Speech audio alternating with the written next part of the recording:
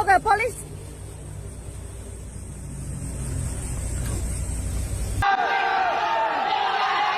Hari ini kita nak bercakap berkenaan dengan kembali ke kampus. Dan kepada anda yang bersemangat nak kembali ke kampus bermula 1 Mac ini,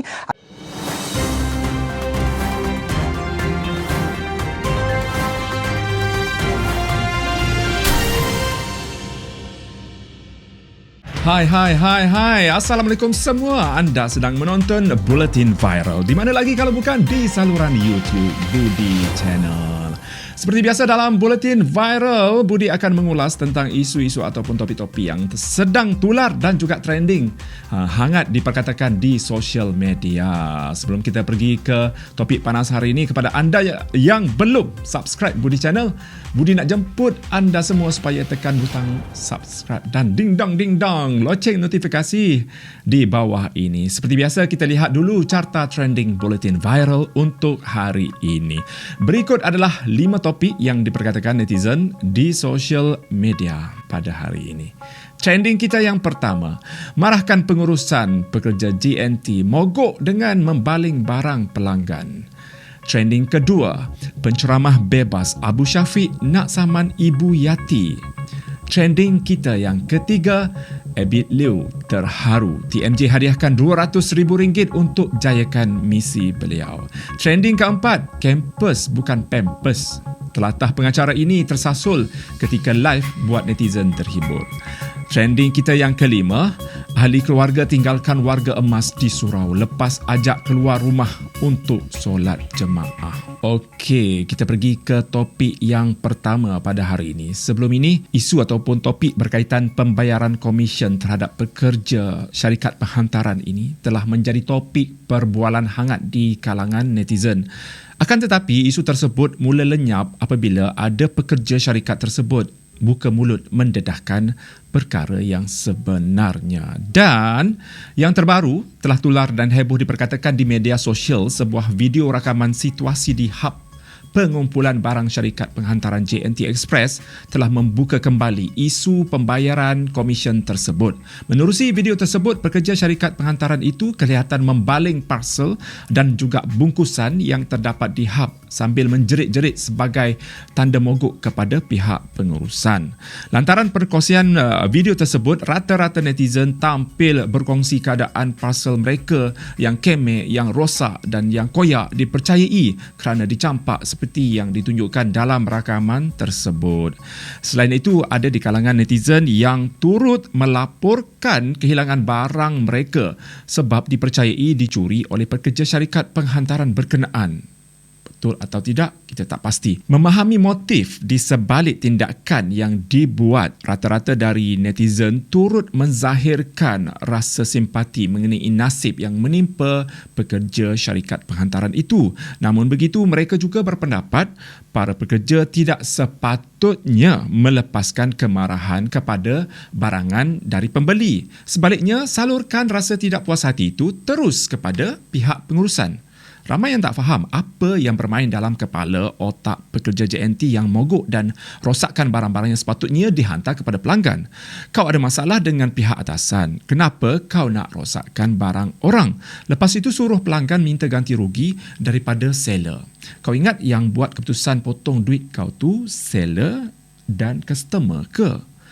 Para netizen juga tidak meletakkan kesalahan sepenuhnya kepada pekerja dan meminta agar syarikat berkenaan menjaga kebajikan pekerja mereka dan memberikan bayaran yang sepatutnya, yang setimpal. Apakah pendapat anda tentang isu ini? Boleh tinggalkan pendapat anda di ruangan komen di bawah ini.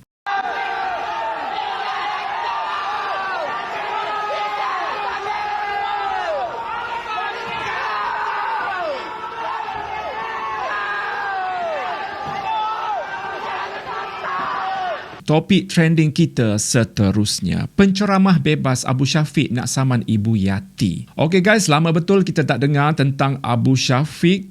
Dan kali ini yang terbaru ini dia, penceramah bebas Abu Syafiq katanya mahu saman Ibu Yati. Apa cerita? Penceramah bebas Abu Syafiq bakal mengambil tindakan undang-undang terhadap Ibu Yati yang didakwa telah melemparkan fitnah terhadap dirinya. Menerusi satu posting di Instagram, Abu Syafiq memberitahu akan menghantar satu notis tuntutan ke atas wanita yang digelar Ibu Yati. Abu Syafiq telah menulis di Instagram dia, "InsyaAllah minggu depan melalui peguam saya akan hantar satu saman ataupun notis tuntutan ke atas seorang wanita bergelar Ibu Yati bekas wartawan kerana memfitnah saya." Abu Syafiq tak menjelaskan dengan lebih lanjut kenyataan fitnah yang dibuat oleh wanita tersebut pada dirinya. Terdahulu, wanita yang digelar Ibu Yati menggemparkan negara apabila dikatakan menyebar fahaman ajaran Islam Melayu.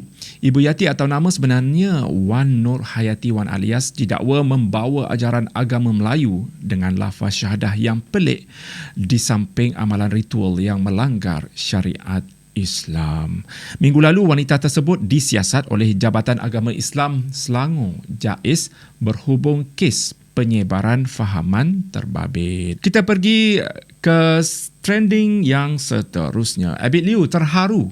TMJ hadiahkan RM200,000 untuk jayakan misi beliau. Pendakwah selebriti Ustaz Abid Liu berkongsi rasa terharu mendapat sokongan Tunku Mahkota Johor TMJ Tunku Ismail dalam misinya membantu golongan yang memerlukan.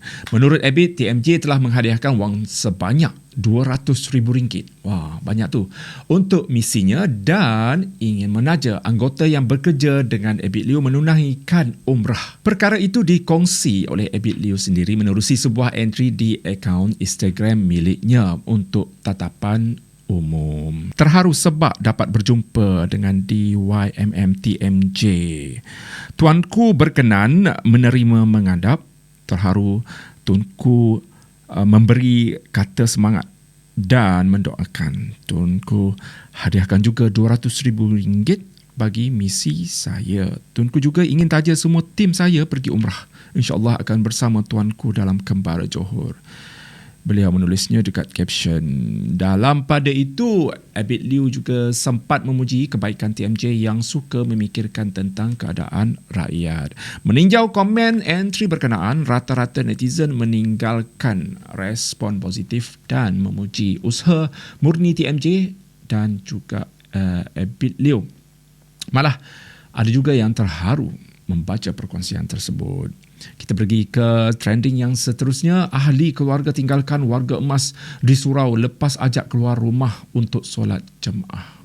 Ini satu isu yang agak menyedihkan juga. Kisah warga emas yang diabaikan oleh keluarga bukanlah sesuatu yang asing dalam masyarakat kita. Tak kisahlah di mana tempat sekalipun, mesti akan berlaku isu-isu ataupun perkara semacam ini. Kali ini kisah seorang pakcik yang ditinggalkan oleh ahli keluarganya ini boleh menyebabkan korang mungkin mengalirkan air mata. Menurut Sinar Harian, seorang lelaki warga emas telah ditinggalkan di sebuah surau di Klang, Selangor lepas dia dikatakan diajak oleh ahli keluarganya untuk menunaikan solat jemaah. Sedih betul bila kita baca tentang benda ini. Menurut Facebook Lembaga Zakat Selangor, pihak zakat telah menerima laporan tentang pakcik tersebut yang tidur di situ. Yang sedihnya lagi, pihak Lembaga Zakat Selangor menemui pakcik itu dalam keadaan yang letih, sakit kaki dan juga kelaparan. Kaki dia pun nampak macam agak bengkak. Difahamkan pakcik tersebut tidak mempunyai anak dan belum pernah berkahwin. Dia juga sebelum ini telah dijaga oleh anak saudaranya, namun disebabkan keadaan yang tidak menentu akibat Perintah Kawalan Pergerakan PKP dan kesihatan warga emas tersebut yang semakin tidak sihat, keluarganya dikatakan meninggalkannya di situ bersendirian. Peringkat awal, beliau tidak menyangkakan beliau akan diperlakukan sedemikian. Pujukan oleh ahli keluarganya mengajak beliau ke surau tersebut untuk kononnya nak solat berjemaah. Rupa-rupanya adalah perancangan mereka untuk meninggalkan ayah mereka dekat surau tersebut. Keluarganya juga telah menyediakan pakaian di dalam beg pakaian tersebut. Setelah dipujuk, pakcik itu setuju untuk tinggal di sebuah rumah kebajikan yang terletak di Dengkil. Kos rawatan dan juga penjagaan warga emas itu juga akan ditanggung oleh Lembaga Zakat Selangor. Hari ini kita nak bercakap berkenaan dengan kembali ke kampus. Dan kepada anda yang bersemangat nak kembali ke kampus bermula 1 Mac ini, kita pergi ke video trending yang seterusnya. Ramai yang geli hati dengan video ini. Campus bukan Pampers. Telatah pengacara ini tersasul ketika live buat netizen terhibur. Melihat di kaca TV, semestinya anda kagum dengan kepatahan pengacara TV dalam melontarkan kata-kata dengan lancar ketika program berlangsung secara langsung, secara live.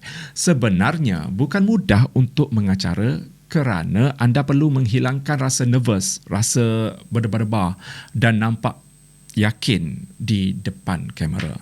Dan yang terbaru, pengacara bernama Syairul Islam ini telah berkongsi klip video beliau yang tersasul ketika program bual bicara mengenai para pelajar yang menuntut di Institut Pengajian Awam Tinggi IPTA. Menerusi video itu, beliau yang mahu menyebut kampus tersasul Pampers, tetapi dengan yakinnya meneruskan program itu. Menerusi perkongsian itu, beliau turut mengingatkan dirinya supaya lebih berhati-hati selepas ini dan tidak terlampau yakin maupun gementar. Malah beliau turut memberikan pesanan mesra supaya pelajar tidak membawa pulang Pampers ke kampus masing-masing susulan video tersebut. Lantaran itu, rata-rata netizen berasa terhibur melihat video tersebut.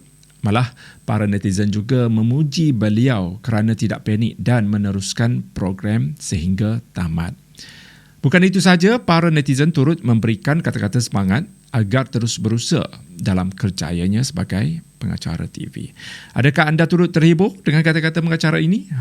Mungkin korang boleh tulislah apa saja di ruangan komen. Dan satu lagi video yang viral semalam, di mana ada 2 orang penyamun telah terkantoi dengan tuan rumah. Kita baca sedikit, tengok apa yang berlaku dengan 2 orang penyamun ini. Penularan wabak COVID-19 yang dilihat telah memberi kesan terhadap ramai pihak, terutama sekali apabila rata-rata daripada mereka telah dibuang kerja atau hilang sumber pendapatan.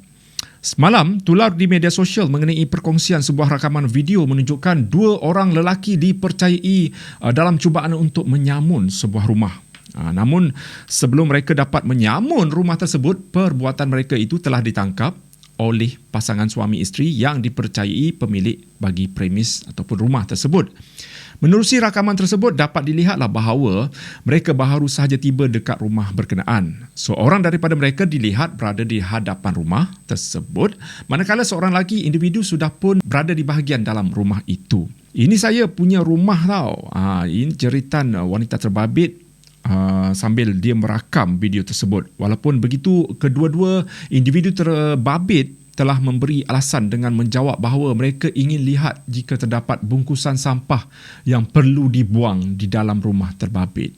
Boleh pula macam tu kan. Abah, Apa? saya punya rumah Abah. Pergi. Abah, ini saya punya rumah tau. Tengok apa? You tak tahu ke polis? Disebabkan rasa cemas ataupun rasa garbra, kedua-dua lelaki yang terkantoi ini telah bertindak memohon maaf serta segera beredar dari rumah berkenaan. Walaupun terdapat sebahagian daripada netizen yang membuat lawak berkenaan nilai kerjasama yang ditonjolkan oleh penyamun tersebut, ada di antara daripada mereka yang memberikan cadangan untuk melaporkan perkara tersebut ke pihak yang berkuasa supaya diberi tindakan yang sepatutnya. Pihak polis Diraja Malaysia PDRM sila buat sesuatu walaupun tidak ambil barang lagi. Tadi sudah ceroboh masuk ke kawasan rumah orang. Itu komen salah seorang netizen di ruangan komen. Malah ada di antara daripada mereka yang telah meletakkan nombor plate bagi kenderaan tersebut supaya pihak berwajib dapat mengesan kedua-dua individu terbabit. Alright guys, sekian dulu Buletin Viral untuk hari ini. Kepada anda yang belum lagi subscribe, bolehlah tekan butang subscribe kat bawah ini. Jangan lupa untuk share di media sosial dan silalah like video ini.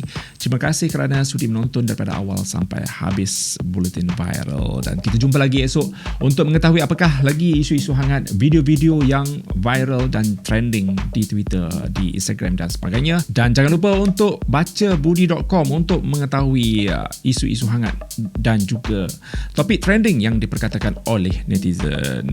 Bye-bye guys. Assalamualaikum. Kita jumpa lagi. Gang, it's Caprice. What is on the news today? Lihat pekerja TNT mogok baling-baling barang pembeli.